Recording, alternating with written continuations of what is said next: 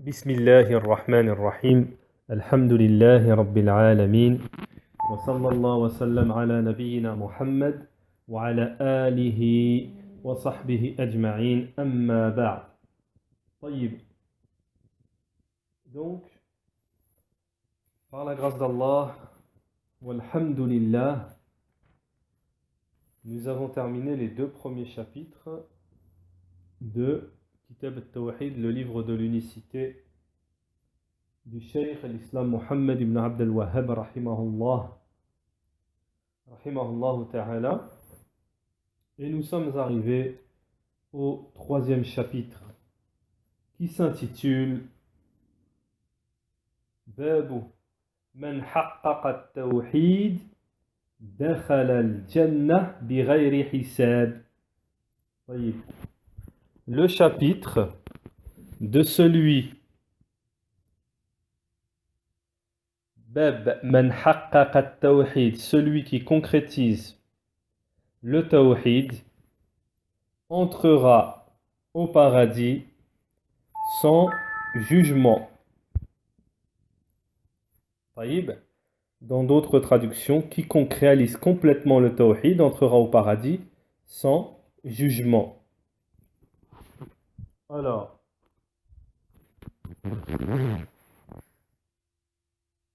Allah le Très-Haut dit, donc nous allons lire le Metz et ensuite entrer dans l'explication de Cheikh Al-Fawzan hafidhahullah. Allah le Très-Haut nous dit, c'est-à-dire que dans ce chapitre, ça commence juste après le titre par un verset du Coran. Inna Ibrahima kana ummatan qanitan lillahi hanifan wa lam yaku minal mushrikin. Ibrahim était un guide, umma, entre parenthèses, parfait. Il était soumis à Allah, voué exclusivement à lui, c'est-à-dire hanif, et il n'était point du nombre des associateurs. Sourate les abeilles, verset 120. Sourate les abeilles, verset 120. Sourate al-Nahl, verset 120. Taïb. Deuxième verset. وَالَّذِينَ هُمْ بِرَبِّهِمْ لَا يُشْرِكُونَ. Et Allah Ta'ala a dit, ceux qui à leur Seigneur n'associent rien. Surat al-Mu'minun, verset 59. Surat al-Mu'minun, les croyants, verset 59. Taïb. Donc déjà, nous allons commencer par ça. Ensuite, il y aura un hadith. Tout ça, c'est la parole de l'auteur. Hein. C'est ça qu'on appelle Kitab al-Tawhid, le livre de l'unicité. Et ensuite, il faut expliquer, les ulama sont là pour nous expliquer la parole de l'auteur. Donc, Cheikh Al-Fawzan nous dit هذا هو الباب الثالث من أبواب هذا الكتاب المبارك. Donc, ceci est le troisième chapitre parmi les chapitres bénis de ce livre. Ceci est le troisième chapitre parmi les chapitres bénis de ce livre. Kitab al-Tawhid, le livre de l'unicité.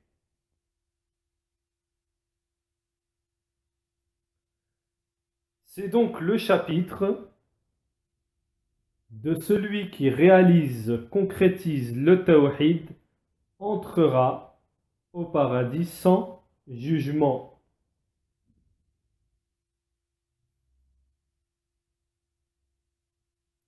ولما ذكر الشيخ رحمه الله في الباب الأولى معنى التوحيد. Donc, lorsque Cheikh rahimahullah, c'est-à-dire l'auteur, Cheikh al-Islam Mohammed ibn Abd al-Wahhab rahimahullah, dans le premier chapitre, lorsque le Cheikh mentionna rahimahullah, dans le premier chapitre le sens du tawhid, le sens de l'unicité,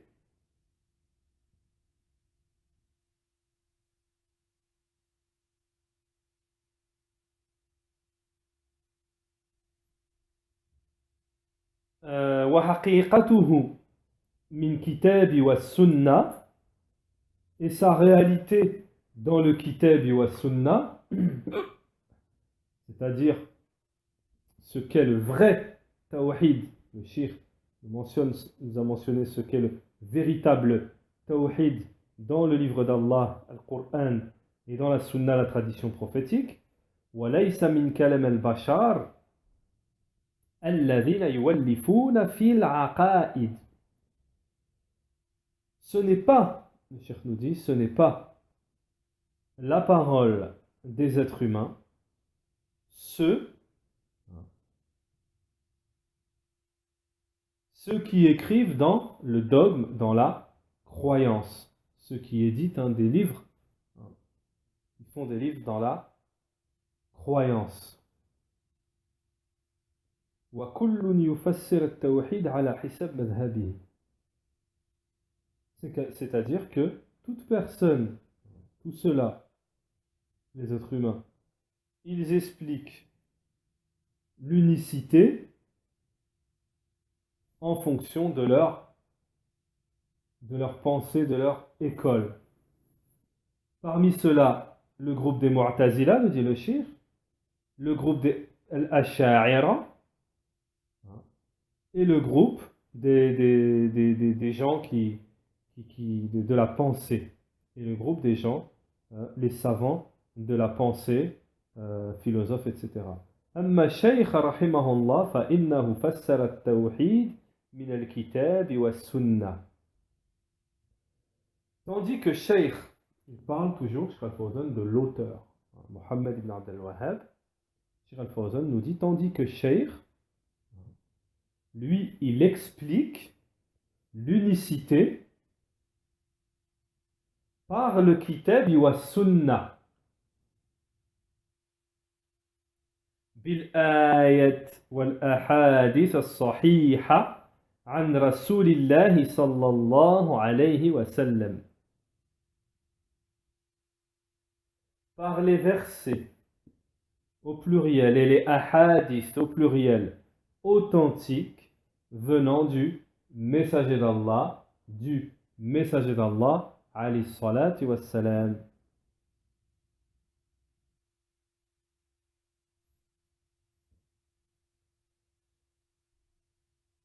Donc on comprend bien ici ce que nous dit Cheikh Al-Fawzan hafidhahullah, c'est que ici l'auteur il nous explique, il nous a expliqué, il nous explique et il va nous expliquer le tawhid, l'unicité d'Allah subhanahu wa ta'ala, le droit d'Allah subhanahu wa ta'ala, qui est l'unicité, selon les preuves du kitab wa sunnah. Contrairement aux groupes égarés ou autres, qui eux, comme disent les savants ils ont une règle. Les gens de l'innovation ont fait précéder la raison sur les textes.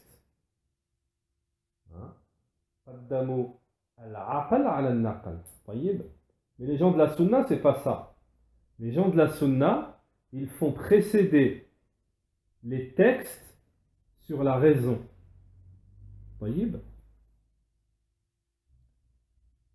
ثم ذكر الباب الثاني وهو فضل هذا التوحيد. Puis ensuite, donc vous voyez bien, Cheikh Al-Fawzan là, il nous fait un petit récapitulatif avant d'entrer directement dans le troisième chapitre. Puis dans le deuxième chapitre, les mérites de l'unicité qui nous sont venus dans le livre, dans le kitab, le Coran et la Sunna. Puis dans le deuxième chapitre, le shir, l'auteur, il nous a informé des bienfaits de l'unicité, celles qui nous sont, les bienfaits qui nous sont parvenus dans le kitab wa Sunna, rien d'inventé, rien qui vient de lui-même ou des êtres humains. Qala Allah, qala ar-Rasul. Et ce qu'il expie, le tawhid bien entendu comme péché. وَمَا يُكَفِّرْ مِنَ الذُّنُوبِ. Et ce qu'il expie ce tawhid comme péché. ثم جاء هذا الباب الثالث من حقق هذا التوحيد دخل الجنة بغير حساب ولا عذاب. Puis l'auteur, entre parenthèses, est venu avec le troisième chapitre, c'est-à-dire celui qui réalise, qui concrétise l'unicité, le tawhid, entrera au paradis sans jugement et sans châtiment.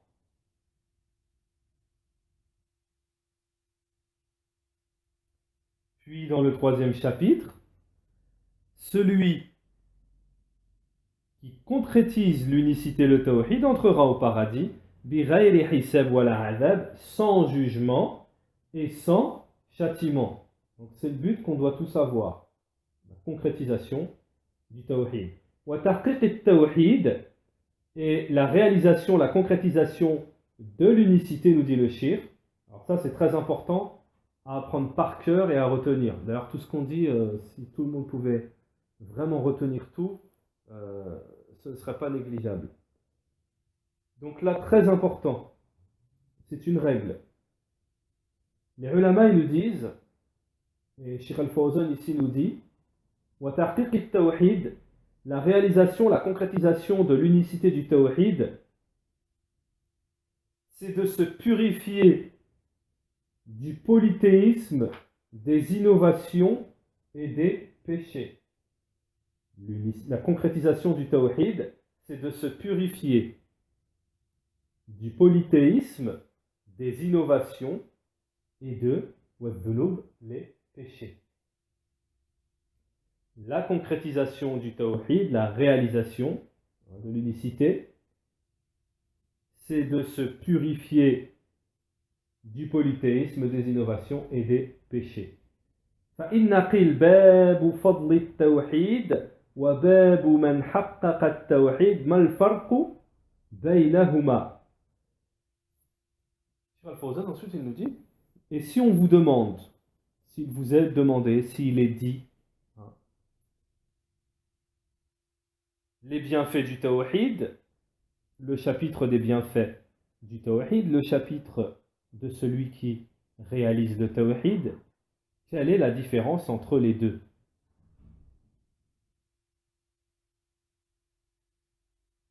Alors, la différence, nous dit le cheikh, les bienfaits, les mérites plutôt, pardon, les mérites de l'unicité, les mérites, les bienfaits de l'unicité, et les mérites de l'unicité, c'est dans le droit de l'unificateur, celui qui n'a pas de polythéisme. Les bienfaits de l'unicité, c'est le droit de Haqqul Muwahhid, Haqqul Muwahhid, c'est le droit de la personne qui concrétise le tawhid, de l'unicité, l'unificateur, celui qui n'a pas laysa indahu shirk. لكن قد يكون عنده بعض المعاصي التي تكفر بالتوحيد. Mais le cheikh nous dit, il se peut qu'il ait une part de péché qui s'expie par le tawhid. Qui s'expie par le tawhid. Qui s'expie par le... Et ce chapitre, c'est-à-dire le chapitre du mérite de l'unicité, le cheikh nous dit, entre la différence entre les deux, il est au-dessus, il est plus élevé que le chapitre qui le précède. Que le chapitre qui le précède. Je reviens. J'ai dit le chapitre des mérites du Tawhid. Non, c'est. Et le deuxième chapitre, hein, celui qui concrétise, qui réalise le Tawhid, plutôt le troisième, celui qu'on va faire maintenant, hein, et ben ce chapitre-là, le Cheikh nous dit, il est plus haut, hein, il a un niveau plus élevé que le chapitre qui le précède. Celui qui concrétise l'unicité, le Tawhid. Cheikh Al-Fawzan nous dit, c'est-à-dire celui qui ne lui associe quoi que ce soit. Celui qui ne lui associe, qui n'associe à Allah quoi que ce soit. Donc en français, hein, vous savez bien que celui qui n'associe, le N là, hein, c'est la négation, hein, qui n'associe, qui ne lui associe, hein, aucunement quoi que ce soit. وَلَمْ يَكُنْ عِنْدَهُ شَيْءٍ مِنَ الْمَعَاصِي, et qui n'a pas du tout de péché. Donc, je répète. Alors, en fait, ça c'est une qaïda des savants. Quand on leur pose une question sur la différence entre une chose et une autre, ils expliquent la première chose, ils expliquent la deuxième chose, et ensuite, ils ont expliqué la différence entre les deux. En expliquant les deux, on explique la différence entre les deux. Je vais vous donner un exemple. Quelle est la différence entre Ahmed et Saïd? Ahmed, lui, il met plus de temps à comprendre, il met plus de temps à arriver au sujet, tandis que Saïd, il comprend directement et il va directement au sujet. Et bien là, on a compris la différence entre les deux. Un qui est plus rapide que l'autre, un qui est plus lent que l'autre. Taïb. Et les ulama, souvent, ils ont cette manière d'expliquer. C'est comme nous le fait Cheikh Al-Fawzan ici. Donc, je répète, en ce qui concerne le chapitre, le troisième chapitre, celui auquel nous sommes arrivés, celui que nous avons atteint, celui qui concrétise l'unicité, le tawhid, c'est-à-dire celui qui n'associe rien à Allah subhanahu wa ta'ala et qui n'a pas de péché. Taïb, c'est ça la concrétisation, la réalisation du tawhid, c'est de ne pas faire de shirk et de ne pas faire de péché. وَمَنْ بَلَغَ هَذِهِ الْمَرْتَبَةَ دَخَلَ الْجَنَّةَ بِلَا حِسَابٍ. Donc qu'est-ce qu'il nous dit le shirk? Celui qui a atteint ce niveau, c'est-à-dire qui a concrétisé le tawhid, il aura atteint, plutôt celui qui a atteint ce niveau, entrera au paradis sans jugement. Sans jugement. Amma man kana fi martabati allati qablaha. Tandis que celui qui sera au niveau du chapitre précédent, c'est-à-dire celui qui lui n'aura pas concrétisé, réalisé pleinement, complètement le tawhid, il sera un unificateur, un muwahhid, qui a des péchés. Il se peut qu'Allah lui pardonne, il se peut qu'Allah le châtie. Par l'enfer, nous dit le shir, bin nar. Thumma yakhruj minha. Allah, il se peut qu'il le châtie, qu'il lui pardonne, il se peut qu'il le châtie par l'enfer, hein, puis il en sortira, comme on a expliqué ça précédemment. لأن الموحدين على ثلاثة طبقات. طيب. Pourquoi? Parce que les unificateurs, donc moi j'utilise ce terme d'unificateur pour dire muwahhid, c'est-à-dire pour les gens du tawhid, hein, ceux qui pratiquent le tawhid al-muwahhidin, hein, pour les unificateurs, ceux qui individualisent Allah dans l'unicité, qui unifient Allah dans l'unicité. Le cheikh il nous dit ils sont de 3 degrés. Hein. Les unificateurs, nous dit Cheikh Al-Fawzan, sont de 3 degrés. Le premier, 3 niveaux si vous préférez. Le premier niveau, Donc ceux qui ont été préservés par le polythéisme, ceux qui sont préservés par le polythéisme,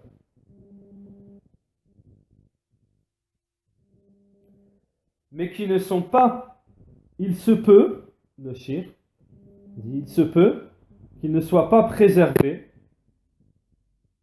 des péchés et qu'ils soient injustes avec eux-mêmes.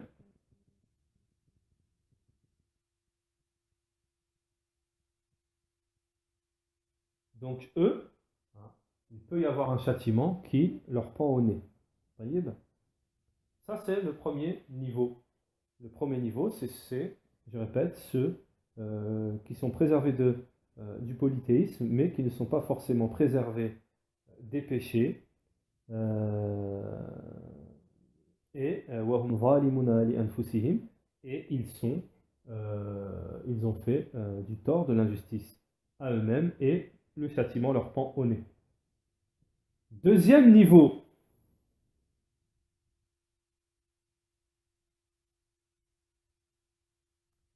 Donc, c'est ceux qui sont entre au milieu, au milieu, parce qu'on a dit qu'il y a 3 niveaux. Ce sont ceux qui sont entre les deux. C'est ceux qui pratiquent les obligatoires, qui délaissent les interdits,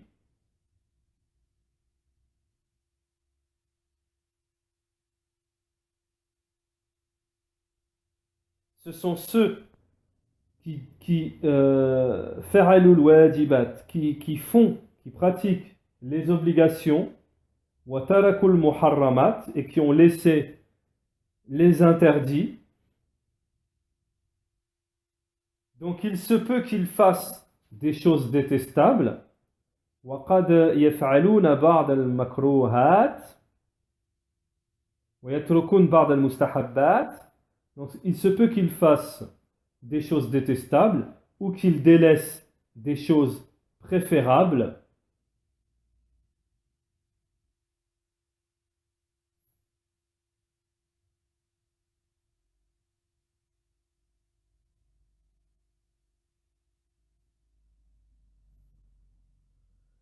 Donc eux, ce sont des vertueux. Eux, ce sont des pieux. Ceux-là, nous dit le shir, ce sont des pieux. Ensuite, nous avons le troisième niveau. Nous avons le troisième niveau. Tabaqat thalitha. Alors, ce sont ceux qui sont préservés du polythéisme majeur, du polythéisme mineur. Ce sont ceux qui sont préservés du polythéisme majeur, du polythéisme mineur, des innovations,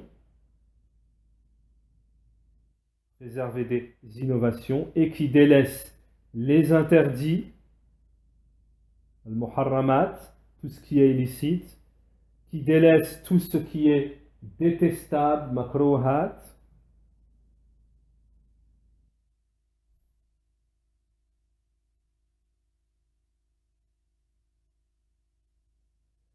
Ce sont ceux qui font des efforts, qui combattent dans l'obéissance d'Allah, en faisant les obligatoires, tout ce qui est préférable. Donc eux, ce sont ceux qui précèdent tout le monde dans le bien. Eux, ce sont ceux qui précèdent tout le monde dans le bien. Et celui qui fait partie de ce niveau-là, qui a ce degré-là, entrera au paradis sans jugement et sans châtiment.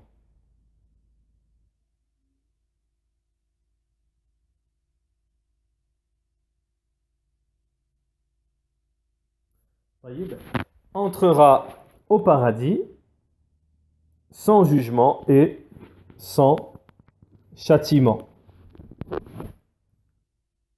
Donc là, c'était en fait la muqaddima, c'est-à-dire l'introduction de Sheikh Al-Fawzan, hafidahullah.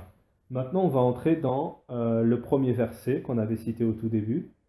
C'est-à-dire qu'on n'était même pas encore entré dans le vif du chapitre. Et maintenant,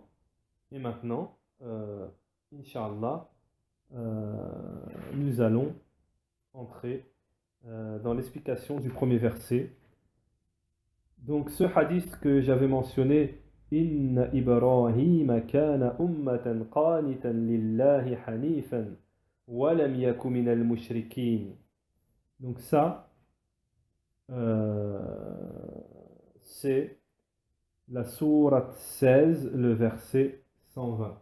Je pense qu'on l'avait mentionné au tout début. C'est la sourate numéro 16, le verset 120. طيب. Cheikh Al-Fawzan nous dit Ibrahim, alayhi salatu wassalam, alayhi salam, Ibrahim, huwa imamul muhaqqiqin lit-tawhid. Donc Ibrahim, c'est l'imam de ceux qui ont réalisé, concrétisé le tawhid, c'est-à-dire l'unicité. L'unicité.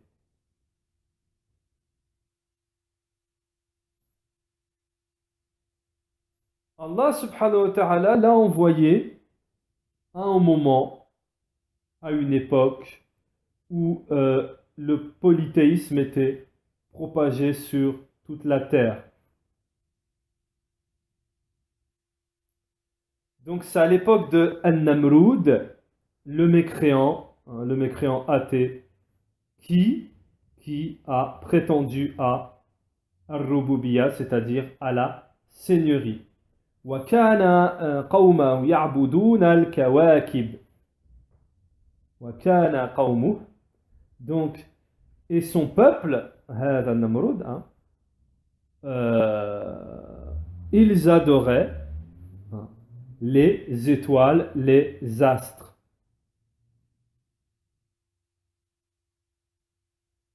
Donc, et ils basaient les choses, et ils se basaient sur les étoiles.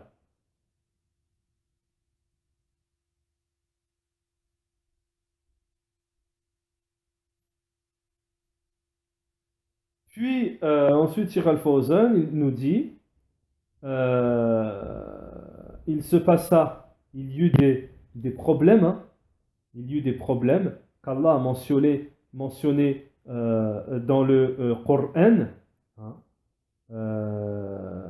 qui se sont passés à cette époque-là en Irak, dans le Shem, vers l'Irak, et qui se sont terminés par l'émigration de Ibrahim alayhi salam min al-ard al-Iraq ila ard al-Shem. D'où Ibrahim a émigré à cette époque de l'Irak vers le Shem. Le Shem, c'est tout ce qui est Syrie, Jordanie, etc. Wa ila al-Hijaz.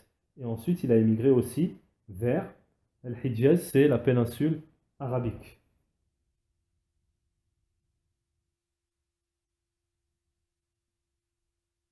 Cheikh Al-Fawzan nous dit, en ce qui concerne Ibrahim, à ce moment-là, il eut une descendance au Shem, Shem, comme on a dit, Syrie, Jordanie, etc.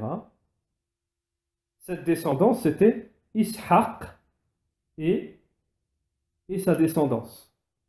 Ishaq, qui est le fils de Ibrahim, avec sa descendance.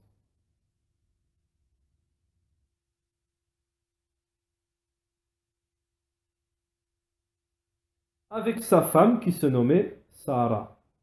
Avec sa femme qui se nommait Sarah. وذهب إسماعيل بن سريته هاجر وأمه إلى مكة.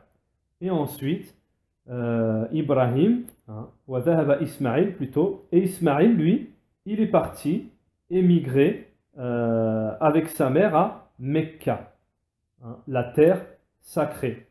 Bi amrillahi Jalla wa ala, sous l'ordre d'Allah subhanahu wa ta'ala.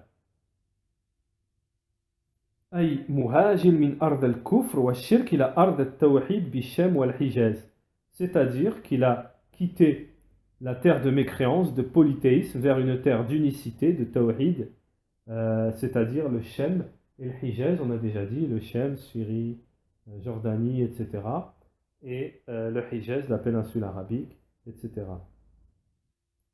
Car à l'époque, euh, ces pays étaient des patries bénies, hein, des patries, des pays qui étaient al-Mubaraka bénis, allati sara fiha bayt al-Maqdis, à l'endroit où il y avait la maison sacrée. طيب وفيها بيت العتيق الأول بيت وضع للناس وهو الكعبة المشرفة طيب.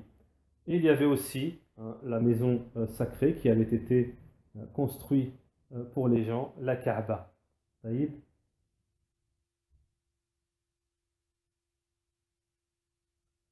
Donc Allah subhanahu wa ta'ala leur avait donné cette terre et des maisons, hein,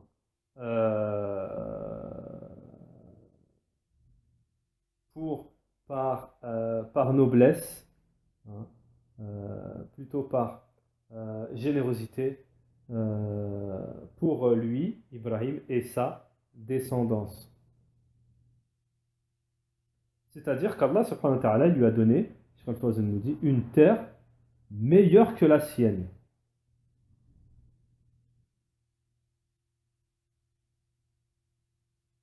Donc, on revient sur le verset. Ça, ça fait partie de la tariqa le type d'enseignement des ulama, c'est-à-dire que euh, on parle d'une personne, on explique un peu qui est cette personne, etc. Taïb. Donc on revient au verset, et Cheikh Al-Fawzan, hafidahullah, va nous expliquer ce verset. Abraham était un guide umma parfait, il était soumis à Allah, voué exclusivement à lui, Hanif, et il n'était point du nombre des associateurs. Inna Ibrahim kana ummatan qanitan lillahi hanifan wa lam yaku minal mushrikin. Taïb. Donc, Cheikh Al-Fawzan nous dit, dans ce verset, il y a quatre caractéristiques. Il y a quatre caractéristiques d'Ibrahim qui sont mentionnées dans ce verset. Elles sont toutes, ces quatre caractéristiques, la réalisation, la concrétisation du tawhid. Les quatre caractéristiques qui sont citées dans ce verset qu'on va expliquer, elles sont toutes la réalisation du tawhid. Alors, première caractéristique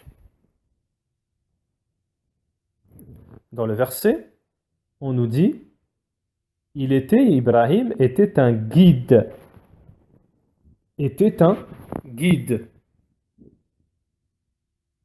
Qu'est-ce que ça veut dire? Cheikh Al-Fawzan nous dit, ça veut dire Al-Qudwa fil khayr, c'est-à-dire qu'il était un exemple dans le bien. C'est-à-dire qu'il est un guide, un imam pour les gens, un exemple de bien.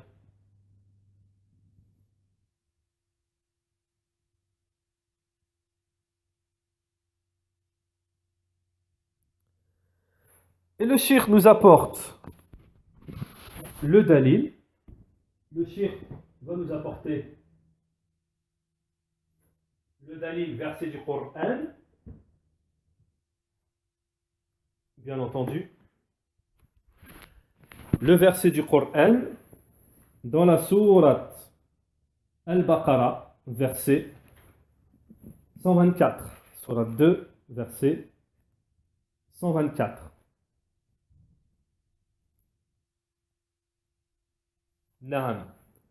Et rappelle-toi quand ton Seigneur eut éprouvé Abraham par certains commandements et qu'il les eut accomplis. Le Seigneur lui dit, je vais faire de toi un exemple à suivre pour les gens.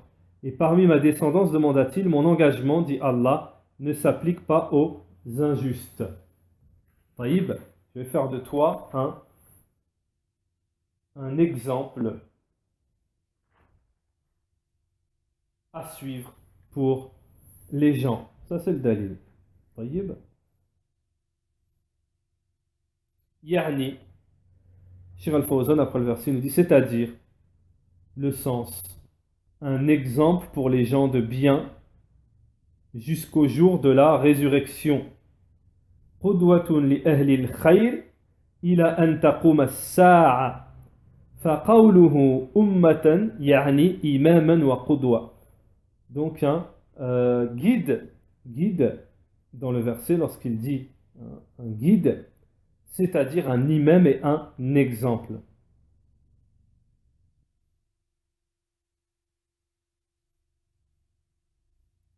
Pourquoi? Parce que Cheikh Al-Fawzan nous dit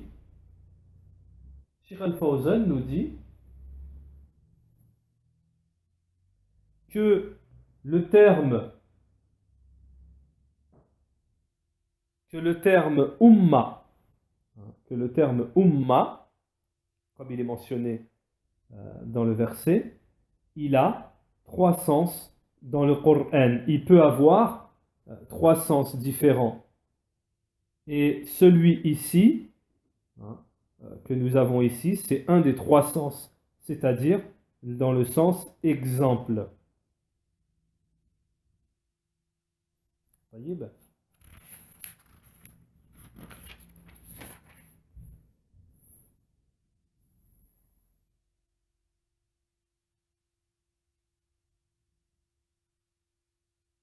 فالمطلوب من المسلمين أن يكونوا أمة واحدا على منهج واحد.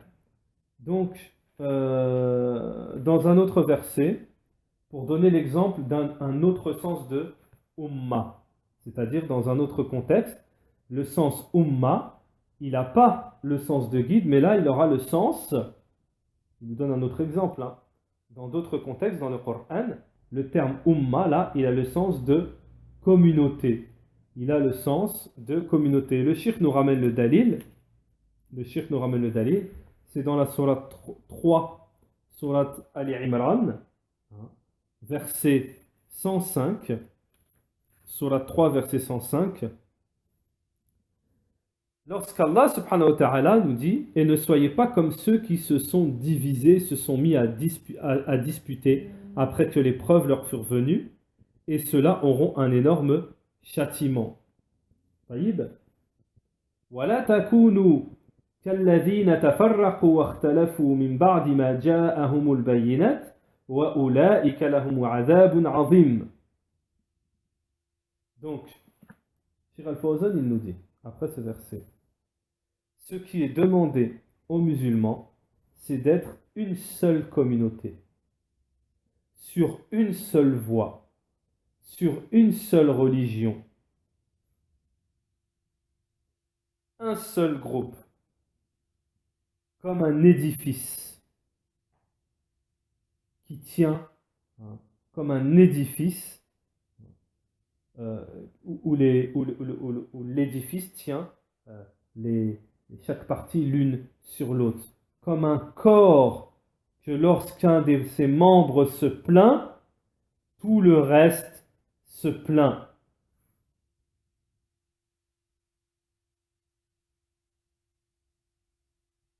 Voilà, écoutez bien, hein, Cheikh Al-Fawzan, ce qu'il dit, وَلَا يَكُونَ ذَلِكَ إِلَّا بِعَقِيدَةِ التَّوْحِيدِ. Et Cheikh Al-Fawzan nous dit, et cela ne peut être que par la croyance de l'unicité. Tandis que les divisions, les divergences, le fait de se détester, la haine, le fait de se faire le hajar, c'est-à-dire de se délaisser, hein, de s'éviter, de prendre des distances les uns des autres, cela ne fait pas partie de la religion de l'islam, nous dit le shir, فَهَذَا لَيْسَ مِنْ دِينِ الْإِسْلَامِ وَهَذَا يَكُونْ مَعَ فَسَادِ الْعَقِيدَةِ مَعَ فَسَادِ الْعَقِيدَةِ. Et cela, hein, vient pervertir, vient hein, vient pervertir la aqida. طيب. إن الذين فرقوا دينهم وكانوا شيعا لست منهم في شيء إنما أمرهم إلى الله ثم ينبئهم بما كانوا يفعلون. طيب. Et ensuite, Cheikh Al-Fawzan, bien entendu, il fait suivre par les preuves un dalil, la sourate numéro 6, le verset 159 que je viens de lire. Ceux qui émiettent leur religion et se divisent en sectes, de cela tu n'es responsable en rien. Leur sort ne dépend que d'Allah, puis il les informera de ce qu'ils faisaient. Puis il les informera de ce qu'ils faisaient. Donc on va terminer par une faïda que je voudrais apporter. Et on continuera. On avance doucement, Inch'Allah, mais on avance, on continuera. Car ce n'est pas encore terminé. On continuera l'explication de ce hadith, de ce verset, pardon, dans le cours suivant. Alors la faïda, c'est quoi? Ça, ce que vient de dire Cheikh Al-Fawzan, et il le dit mot pour mot, ce que je vais dire dans des doros. Hein.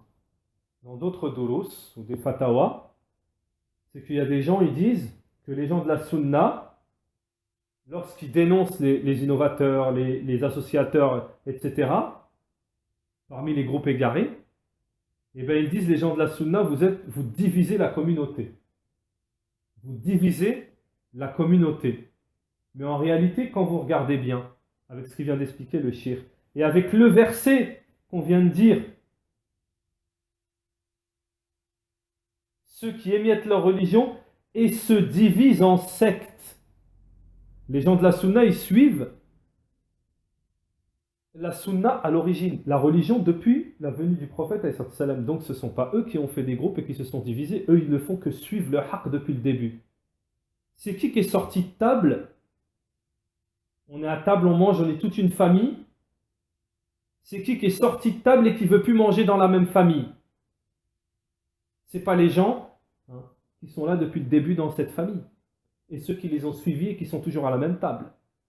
Donc on est bien d'accord que le fait de dénoncer, de suivre la sunna, etc., ça ne divise pas les gens. Ceux qui divisent, c'est ceux qui sortent du haqq. C'est eux qui divisent les gens. طيب. سبحانك اللهم وبحمدك أشهد أن لا إله إلا أنت وأستغفرك وأتوب إليك. السلام عليكم ورحمة الله وبركاته.